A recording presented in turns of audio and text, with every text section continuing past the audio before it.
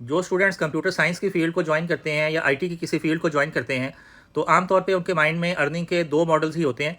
यानी आमतौर पे जब स्टूडेंट्स बीएस सीएस की डिग्री कंप्लीट करते हैं तो उनके जहन में ये होता है कि हम जॉब करेंगे। या जब कोई स्टूडेंट किसी भी कंप्यूटर साइंस से रिलेटेड किसी भी स्किल को सीखता है तो उसके जहन में ये होता है कि मैं अपनी सर्विस जो है as a freelancer sell out करके अर्निंग करूँगा। तो एज अ फ्रीलांसर काम करने के अलावा और इसी तरह एज अ जॉब होल्डर काम करने के अलावा एक तीसरा अर्निंग मॉडल भी है जिसकी तरफ आमतौर पे बहुत सारे स्टूडेंट्स का ज़हन नहीं जाता और बहुत सारे स्टूडेंट्स को इवन उसका पता भी नहीं होता।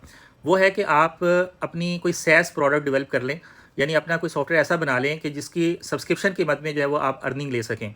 और इसके लिए आपको अपनी कोई सैस प्रोडक्ट बनाने के लिए आपको कोई लंबा चौड़ा इंतज़ाम करने की ज़रूरत नहीं है।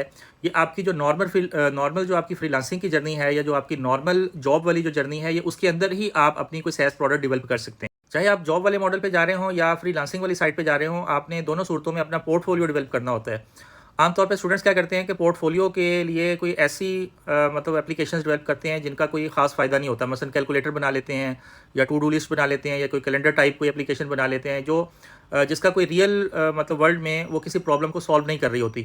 तो आपने क्या करना है कि इस तरह की कोई एप्लीकेशन बनाने के बजाय आप मार्केट के अंदर कोई ऐसा पेन पॉइंट तलाश करें, कोई ऐसी प्रॉब्लम आप तलाश करें जो जनरल पब्लिक की कोई मेजर प्रॉब्लम हो या कोई किसी कम्युनिटी की कोई प्रॉब्लम हो।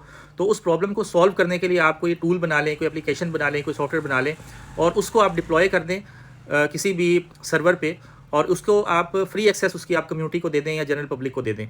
अब आपका ये सॉफ्टवेयर या आपका ये टूल जब लाइव होगा तो आप इसको अपने पोर्टफोलियो के तौर पे भी यूज़ कर सकते हैं, जॉब हासिल करने में भी आपकी हेल्प करेगा।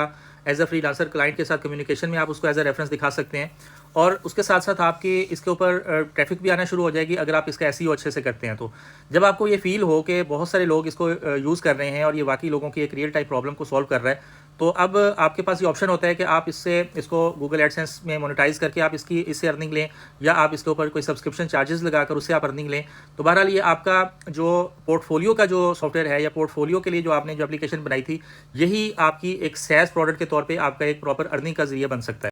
इसकी बहुत सारी एग्जांपल्स भी हैं। मेरे जहन में एक एग्जांपल आ रही है एक इंडियन स्टूडेंट की जिसने 2019 या 20 में एक सिंपल सा टूल बनाया था जो पीडीएफ फाइल के डाटा को एक्सेल शीट में कन्वर्ट करता था।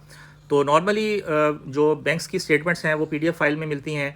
तो जब उसका ऑडिट करना होता है या उसके अंदर उसकी जो आगे एंट्रीज़ करनी होती हैं तो उसके लिए आमतौर पे एक्सेल यूज़ होता है। तो बहुत सारे क्लाइंट्स की ये रिक्वायरमेंट थी कि उनको बैंक स्टेटमेंट के अंदर जो पीडीएफ फॉर्म में जो उनको डाटा दिया जाता था उसको उन्होंने एक्सेल शीट में कन्वर्ट करना होता था।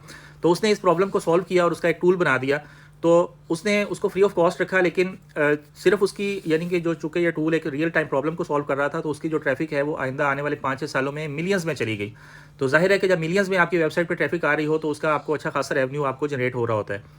इसीलिए मैं अपने स्टूडेंट्स को ये रिकमेंड करता हूँ कि जब आपने अपना पोर्टफोलियो डेवलप करना है तो पोर्टफोलियो को डेवलप करने से पहले आप कोई ऐसा पेन पॉइंट तलाश करें या कोई ऐसी मेजर प्रॉब्लम तलाश करें जो किसी कम्युनिटी की या जनरल पब्लिक की प्रॉब्लम हो और उसको सॉल्व करें। तो ये आपका पोर्टफोलियो भी बन जाएगा और इसी पोर्टफोलियो को आप अपनी सैस प्रोडक्ट के तौर पर भी डिप्लॉय कर सकते हैं।